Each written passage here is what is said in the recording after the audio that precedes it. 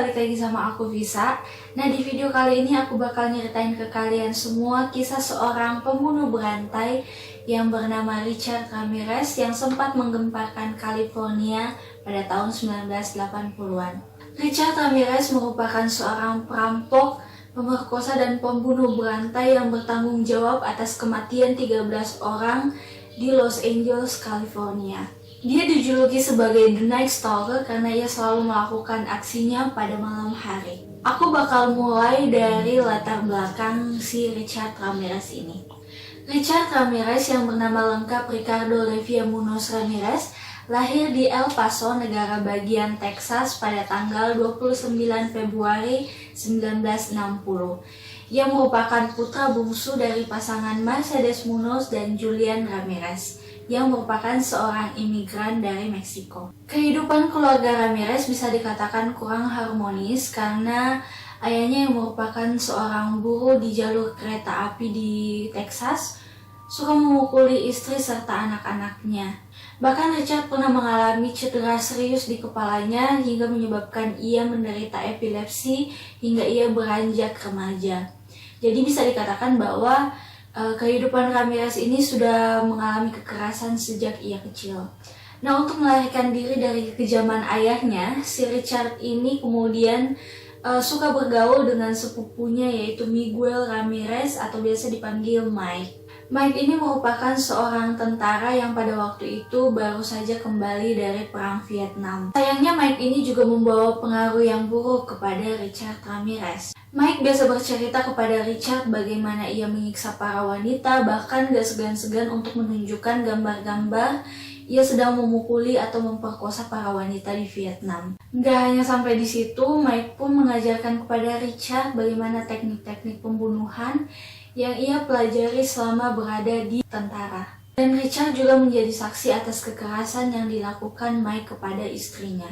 Saat berusia 13 tahun, Richard menjadi saksi atas pembunuhan yang dilakukan oleh Mike terhadap istrinya. Mike kemudian ditangkap oleh polisi namun dinyatakan tidak bersalah atas kasus tersebut dan ia hanya mendapatkan perawatan dari rumah sakit jiwa selama 4 tahun kemudian akhirnya bebas. Kejadian tersebut membuat Richard Ramirez yang pada waktu itu hanyalah seorang anak kecil yang ketakutan menjadi seorang pembunuh sadis. Pada tahun 1977 pada saat ia berusia 17 tahun, ia ditahan di sebuah lembaga pemasyarakatan atas beberapa kasus ringan. 5 tahun kemudian, tepatnya pada tahun 1982, ia kembali ditangkap atas kepemilikan marijuana, namun ia kembali dibebaskan dengan hukuman percobaan. Nah, gak lama setelah bebas, ia kemudian mulai bekerja di sebuah hotel. Ia diam-diam sering masuk ke kamar tamu menggunakan paske untuk merampok para tamu tersebut. Tapi karirnya di hotel tersebut berakhir setelah seorang tamu tiba-tiba masuk ke kamarnya dan mendapati Richard sedang merampok dan memperkosa istri tamu tersebut.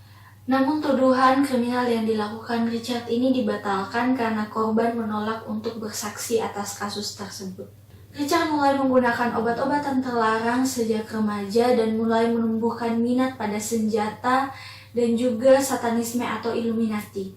Nah, ada satu hal menarik bahwa si Richard Ramirez ini sangat menyukai lagu dari sebuah band AC/DC yang berjudul The Night Prowler. Lagu itu menceritakan tentang ketakutan yang dialami seseorang pada malam hari karena selalu ngerasa ada yang ngikutin atau selalu ada yang mengintai. Setiap melakukan aksinya, si Richard selalu mendengarkan lagu-lagu dari AC/DC ini, sehingga ia pengen banget dijulukin sebagai The Night Prowler. Pada saat berusia 22 tahun, Richard kemudian memutuskan untuk pindah dari Texas menuju ke Los Angeles, California. Karena terbiasa melakukan berbagai pelanggaran ringan, akhirnya kriminal si Richard ini udah mulai naik level. Gak hanya merampok dan memperkosa para korban, namun ia juga mulai membunuh para korbannya.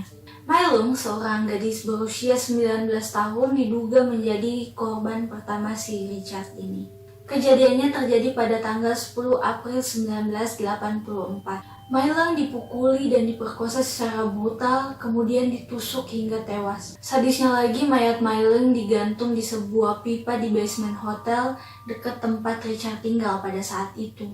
Walaupun DNA Richard sama dengan DNA yang ditemukan di TKP pada saat itu, namun kurangnya bukti menjadikan Richard bebas dari tuduhan. Didukung pada saat itu juga Richard masih remaja kan, jadi dia masih belum bisa ditahan. Sejak saat itu, Richard makin terobsesi untuk melakukan aksinya lebih sadis lagi. 2 bulan kemudian, tepatnya pada tanggal 28 Juni 1984, Richard kembali memulai aksinya. Korban yang selanjutnya yaitu Jenny Vinco yang berusia 79 tahun. Mayat Vinco ditemukan di ranjangnya setelah diperkosa dan dibunuh dengan cara tenggorokannya dipotong hingga hampir terputus. Apartemen Vinco diduga didobrak secara paksa dan ditemukan juga barang-barangnya sudah menghilang. Selama 14 bulan, Richard memulai petualangan sadisnya di seluruh California dengan membunuh, memperkosa, dan merampok korbannya. Korban Richard yang ketiga yaitu seorang wanita berusia 22 tahun bernama Maria Hernandez. Pada tanggal 17 Maret 1985, Maria yang pada saat itu sedang berada di luar rumahnya di Rosemead, California, ditarik secara paksa oleh Richard masuk ke garasi rumahnya. Richard kemudian menembak Maria di wajahnya dan beruntungnya peluru tersebut terpantul ke sebuah kunci yang dipegang oleh Maria untuk melindungi dirinya. Teman serumah Maria yang bernama Dale Okazaki yang mendengar suara tembakan dari garasi itu kemudian langsung bersembunyi di sebuah kolong meja yang ada di dapur. Richard yang mengetahui bahwa ada orang yang bersembunyi di dapur kemudian masuk dan menembak Dale tepat di dahinya. Nah, gak puas dengan aksinya pada malam itu, Richard kemudian melakukan aksinya di malam yang sama. Kali ini korbannya masih seorang wanita yang bernama Veronica Yu yang berusia 30 tahun. Richard menarik Veronica dari mobilnya di Monterey Park, California, kemudian menembaknya sebanyak 2 kali. Meskipun sempat dilarikan ke rumah sakit, namun sayangnya nyawa Veronica nggak bisa diselamatkan. 3 serangan dalam semalam itu kemudian mendapatkan perhatian dari media California dan dijuluki sebagai The Walking Killer dan The Valley Intruder. Hanya 10 hari sejak aksi terakhirnya, Richard kemudian melakukan aksinya lagi pada tanggal 27 Maret 1985. Korbannya yaitu sepasang suami istri yang bernama Vincent Zazzara yang berusia 64 tahun dan Maxine Lavinia Zazzara yang berusia 44 tahun. Sekitar pukul 2 dini hari, Richard menyelinap masuk ke rumah mereka dan membunuh Vincent yang sedang tertidur pulas dengan menembak kepalanya. Nah, istrinya Maxine yang mendengar suara tembakan tersebut akhirnya terbangun. Richard memukul Maxine dan mengikat tangannya sambil nanyain di mana barang-barang berharga mereka tuh ditaruh. Nah, ketika Richard lagi sibuk ngegeledah kamar mereka, ikatan tangan Maxine ini kebuka. Terus dia diam-diam ngambil senapan yang ada di kolong ranjang namun gagal. Richard kemudian marah dan menembak Maxine hingga tewas menggunakan pistol yang dipakai di aksi-aksi dia yang sebelumnya. Setelah si Maxine ini udah gak bernyawa, Richard kemudian ngambil pisau dan tubuh Maxine dibelah menjadi beberapa bagian dan matanya dicongkel, terus dimasukin ke sebuah kotak perhiasan lalu kemudian kabur. Mayat Vincent dan Maxine ini ditemukan oleh putranya yang bernama Peter. Atas kasus ini, kepolisian California melakukan aksi besar-besaran untuk menangkap pelaku namun tidak membuahkan hasil. Setelah membunuh pasangan Zazzara, Richard lagi-lagi melakukan aksinya. Kali ini di Monterey Park, California pada tanggal 14 Mei 1985. Itu sekitar 3 minggu sejak kejadian terakhir. Korbannya kali ini juga sepasang suami istri yang bernama Bill Doi dan Lillian Doi. Sama seperti aksi sebelumnya, Richard menembak Bill hingga terluka parah dan kemudian pingsan. Setelah itu dia merampok rumah pasangan itu, kemudian istrinya Lillian diikat dengan menggunakan borgol, kemudian diperkosa secara brutal lalu kabur. Oh ya, kalian juga perlu tahu bahwa si Lillian ini mengalami keterbatasan fisik, jadi nggak bisa ngelawan pada waktu itu. Bill yang waktu itu udah sadar akhirnya langsung buru-buru untuk nelpon 911. Sayangnya Bill yang waktu itu sedang sekarat gak bisa diselamatkan, namun istrinya Liliana yang beruntung masih hidup dapat memberikan keterangan atas ciri-ciri pelaku kepada para polisi.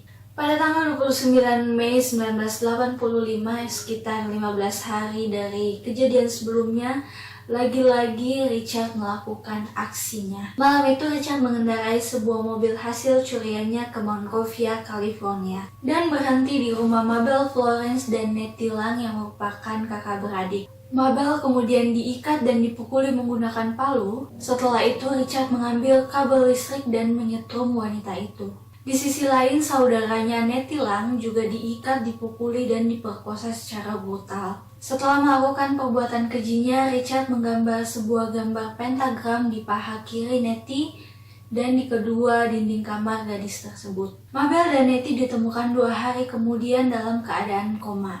Namun sayangnya Mabel yang saat itu sedang sekarat akhirnya meninggal beberapa saat setelah ditemukan. Keesokan harinya dengan mengendarai mobil yang sama, Richard berkendara ke Burbank, California dan masuk ke rumah Carol Kyle. Ia mengikat Kyle dan putranya yang berusia 11 tahun dengan menggunakan borgol. Setelah itu anaknya dimasukkan ke dalam sebuah lemari, kemudian ikatan Kyle ini dilepasin buat ngasih tahu si Richard di mana letak-letak barang berharganya, kemudian diperkosa secara brutal. Nah, selama melakukan aksinya terhadap Kyle ini, Richard mengancam Kyle bakal nyolok matanya kalau misalnya ia berani buat natap si Richard ini. Mungkin pada malam itu mood si Richard ini lagi bagus sehingga Kyle dibiarin hidup dan gak dibunuh. Karena aksi Richard ini makin brutal dan gak mandang usia, beritanya pun makin menyebar di mana-mana dan bikin masyarakat California itu panik. Hal itu membuat penjualan senjata, kunci, dan palang jendela meningkat di California pada saat itu. Polisi juga meningkatkan penjagaan hingga 10 kali lipat dan bahkan FBI membuat sebuah satuan khusus hanya untuk menangkap si Richard ini. Pada malam 2 Juli 1985, Richard mengendarai mobil yang berbeda dari sebelumnya yang ia curi dan secara acak memasuki rumah seorang janda tua yang berumur 75 tahun yang bernama Mary Louise Cannon.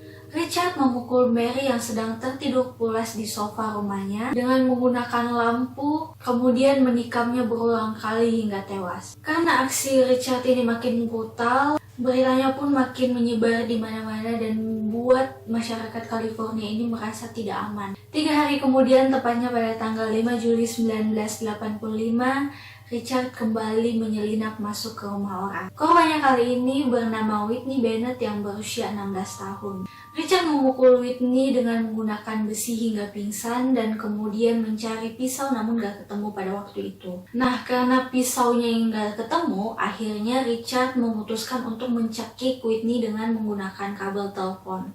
Tapi ia kemudian kaget ketika tiba-tiba melihat percikan api yang berasal dari pusat kabel tersebut. Richard sangat ketakutan karena mengira bahwa percikan api itu merupakan sebuah tanda dari Tuhan untuk menolong Whitney, karena seperti yang aku bilang tadi, si Richard ini menganut satanisme atau Illuminati. Jadi selalu percaya dengan hal-hal yang kayak gitu. Karena sangat ketakutan, Richard akhirnya memutuskan untuk kabur. Whitney sangat beruntung dapat selamat dari serangan tersebut, meskipun akhirnya ia mendapatkan sebanyak 478 jahitan di kepalanya.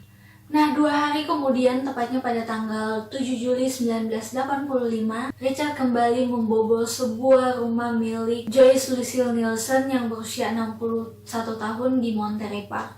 Joyce yang pada saat itu sedang tertidur di sofa ruang tamu, dipukuli oleh Richard dan nendang kepalanya sampai meninggal. Pada malam yang sama dan masih di daerah Monterey Park, Richard mungkin masih belum puas dengan aksinya dan akhirnya memilih untuk menyelinap masuk ke rumah milik Sophie Dachman. Sophie diborgol dan ditodong dengan menggunakan senjata, lalu kemudian akhirnya dirampok dan diperkosa. Setelah melakukan perbuatan kejinya itu, Richard memaksa Sophie untuk mengucapkan janji satanisme, dan beruntungnya Sophie tidak dibunuh pada malam itu. Aksi Richard yang selanjutnya terjadi pada tanggal 20 Juli 1985. Kali ini ia memilih rumah sepasang suami istri yang bernama Ella Knidding dan suaminya Maxon Knidding.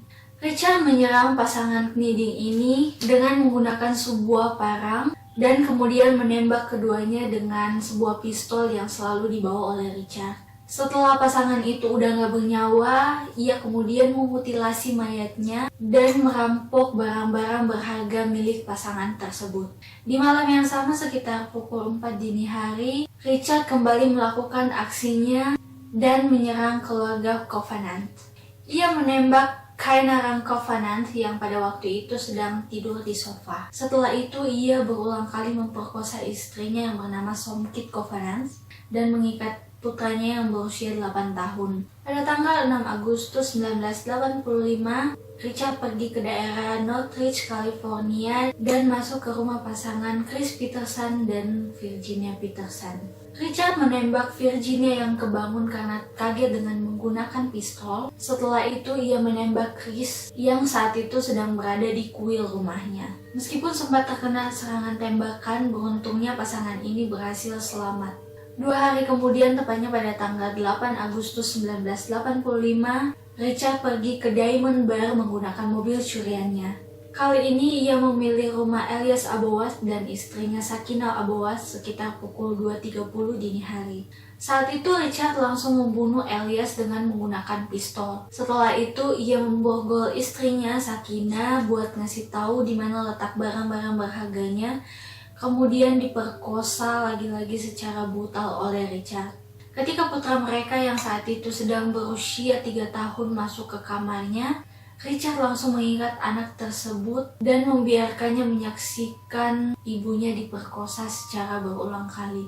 Setelah Richard udah kabur dari rumahnya, Sakina kemudian cepet-cepet membuka ikatan putranya dan langsung lari ke tetangganya buat minta bantuan. Nah, karena berita tentang Terror the Night Killer atau The Walking Killer ini udah nyebar kemana-mana, di media juga udah ada di mana-mana, Richard yang tahu kalau kejahatannya itu sedang jadi headline berita dan sedang diburu, kemudian kabur ke San Francisco untuk menghindari investigasi. Meskipun udah jadi buron di mana-mana, Richard ini belum kapok untuk melakukan aksinya. Pada tanggal 18 Agustus 1985, ia kembali menyelinap masuk ke rumah Barbara Penn. Sama seperti aksi-aksinya sebelumnya, Richard membunuh sang suami terlebih dahulu yaitu Peter Penn, kemudian membunuh istrinya dan merampok, kemudian kabur. Di lokasi kejadian, Richard menggambar sebuah gambar pentagram dan menuliskan kalimat yang berbunyi Jack the Knife.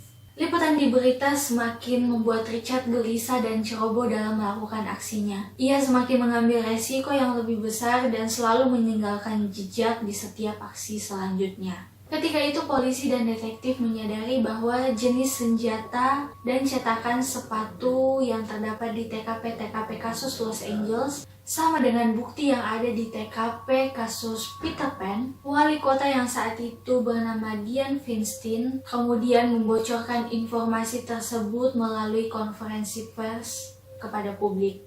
Kebocoran informasi tersebut membuat para detektif marah karena dengan adanya konferensi pers tersebut malah bisa membuat pelaku menghancurkan barang bukti. Richard yang menonton konferensi pers tersebut di televisi kemudian akhirnya mengganti nomor sepatunya menjadi lebih kecil. Dia menetap dan bersembunyi di San Francisco beberapa saat setelah akhirnya memutuskan untuk kembali ke Los Angeles. Pada tanggal 24 Agustus 1985, Richard melakukan perjalanan ke sebelah selatan Los Angeles yaitu Mission Viejo. Malam itu ia tiba di rumah James Romero yang saat itu baru saja kembali dari liburannya. Putra Romero yang berusia 13 tahun yang pada malam itu terbangun dan mendengar suara langkah kaki di luar rumahnya. Dia mikir bahwa ada maling dan cepet-cepet buat ngebangunin kedua orang tuanya. Richard yang sadar kalau ia udah ketahuan duluan itu kemudian buru-buru untuk langsung kabur. Dan James langsung berlari keluar rumahnya dan segera mencatat bentuk, warna, jenis, dan plat nomor mobil yang dikendarai oleh Richard. Nah, saat itu juga polisi berhasil menemukan jejak kaki Richard yang terdapat di halaman rumah keluarga James. Pada malam yang sama, karena gak berhasil merompok keluarga James, Richard masuk ke rumah Bill Carnes dan tunangannya Ines melalui pintu belakang rumahnya. Richard menembak kepala Bill sebanyak 3 kali dengan menggunakan pistol sebelum akhirnya mengalihkan perhatiannya ke Ines. Ia memberitahu ke Ines yang saat itu sangat ketakutan bahwa ia adalah The Night Stalker dan memaksa Ines untuk bersumpah bahwa ia akan menjadi pengikut Illuminati. Richard lalu menyeret Ines ke ruangan lain dan memperkosanya. Sebelum ia meninggalkan rumah tersebut, Richard menyuruh Ines buat ngasih tahu ke orang-orang bahwa ia didatangi oleh The Night Stalker. Setelah berhasil melepaskan ikatannya, Ines kemudian langsung berlari ke tetangganya untuk mendapatkan bantuan, dan tunangannya pun si Bill ini akhirnya berhasil diselamatkan meskipun sempat terluka parah. Ines kemudian memberikan keterangan tentang penyerang kepada para detektif untuk menggambar sketsa wajah pelaku pada malam itu. Jadi secara nggak sadar nih si Richard udah ngasih kemudahan ke para polisi untuk menemukan dia gitu. Dan kendaraan yang digunakan Richard pada malam itu pun juga berhasil ditemukan di Wilshire Center di Los Angeles dan memperoleh sidik jarinya di kaca spion mobil tersebut. Sidik jari itu langsung diidentifikasi sebagai milik Richard Ramirez karena pada tahun-tahun sebelumnya ia sudah punya banyak catatan kriminal, mulai dari narkoba, pencurian, dan pemerkosaan. Dan polisi pun langsung mengadakan konferensi pers dan lagi-lagi kembali menjadi headline semua berita dan media cetak, dan polisi juga memberikan peringatan bahwa tidak ada tempat bagi Richard Ramirez untuk kabur. Nah, setiap abis ngebunuh si korbannya ini, si Richard itu selalu kembali ke sebuah hotel yang bernama Cecil Hotel yang terletak di pusat kota Los Angeles. Di sana dia bakal bersih-bersih dan ngebuang bajunya yang terkena noda darah setiap ia melakukan aksinya. Pada tanggal 30 Agustus 1985, Richard berangkat menggunakan bus ke Tucson, Arizona untuk mengunjungi saudaranya. Tapi pada waktu itu Richard belum sadar kalau ia tengah menjadi buron dan menjadi headline berita di mana-mana. Sampai di Arizona, ia gak berhasil bertemu dengan saudaranya dan akhirnya memutuskan untuk kembali ke Los Angeles keesokan harinya. Nah, dalam perjalanan pulang, ia mampir di sebuah toko di daerah East Los Angeles. Nah, pas lagi belanja gitu, si Richard itu merhatiin sekelilingnya bahwa orang-orang lagi pada ngeliatin dia. Setelah itu, Richard ngeliat koran depan toko dan muka dia terpampang nyata jelas banget di koran itu. Dia panik dan langsung lari sekencang-kencangnya, namun berhasil ditangkap oleh orang-orang sekitar dan dipukulin sampai akhirnya polisi datang buat ngamanin daerah itu. Setelah penangkapannya, kasus Richard Ramirez ini disebut sebagai persidangan termahal yang ada di negara bagian California. Kasus ini memakan biaya sekitar 1,8 juta dolar pada saat itu. Richard dinyatakan bersalah pada tanggal 7 November 1989 atas 13 kasus pembunuhan, 5 percobaan kasus pembunuhan, 11 serangan seksual, dan 14 perampokan. Ia pun dijatuhi hukuman mati. Pada persidangan pertamanya, saat ia masuk ke ruang persidangan, Richard mengangkat sebuah tangannya yang terdapat gambar pentagram dan berteriak "Hail Satan" kepada orang-orang di sana. Tidak lama kemudian, dilaporkan bahwa di persidangan selanjutnya, Richard bakal bawa senjata ke ruang persidangan untuk menembak si jaksa penuntut umum. Tapi hal tersebut gagal dilakukan Richard karena di pintu persidangan sudah dipasang sebuah alat pendeteksi logam, jadi si senjata tajam gak bakal bisa masuk kan. Nah, selama proses persidangan ada beberapa hal aneh yang terjadi. Salah satu jaksa yang menjadi penuntut dalam persidangan tersebut, yang bernama Phyllis Singletary, ditemukan tewas di apartemennya. Ia mengalami luka tembak di kepalanya. Karena kasus tersebut muncul asumsi bahwa Ramirez yang melakukannya, atau mungkin para pengikut Illuminati lain di luar sana yang membantu Ramirez. Menurut kalian gimana? Komen pendapat kalian di bawah. Meskipun tidak ada bukti bahwa Ramirez yang melakukan hal tersebut, tetap aja bikin jaksa yang lainnya tuh ketakutan dan bahkan gak berani pulang ke rumahnya. Saat keluar dari persidangan vonis matinya, Richard mengatakan kepada wartawan, "Hey, big deal, death always comes with the territory. I'll see you in Disneyland." Setelah penangkapannya itu, Richard gak pernah merasa sendirian di penjara. Ia selalu dikunjungi oleh para wanita pengidap hibristopilia atau orang-orang yang merasa bergairah terhadap pelaku kriminal, baik itu pemerkosa, perampok, bahkan pembunuh. Jadi wanita-wanita ini tuh selalu mengunjungi Richard di penjara dan bahkan berlomba-lomba buat nyuri perhatian Richard biar Richard tuh pada jatuh cinta sama mereka. Nah, salah seorang penggemar Ramirez, yaitu Doreen Loy, mulai menyurati si Richard ini dari sejak saat Richard ditangkap. Jumlah suratnya itu mencapai sekitar 75 surat dan membuat Ramirez ini kemudian jatuh hati kepada si Doreen ini. Dan akhirnya mereka menikah pada tanggal 3 Oktober 1996 di penjara negara bagian San Quentin, California. Si Doreen ini berkali-kali mengancam bakal ikut bunuh diri kalau misalnya si Richard dihukum mati.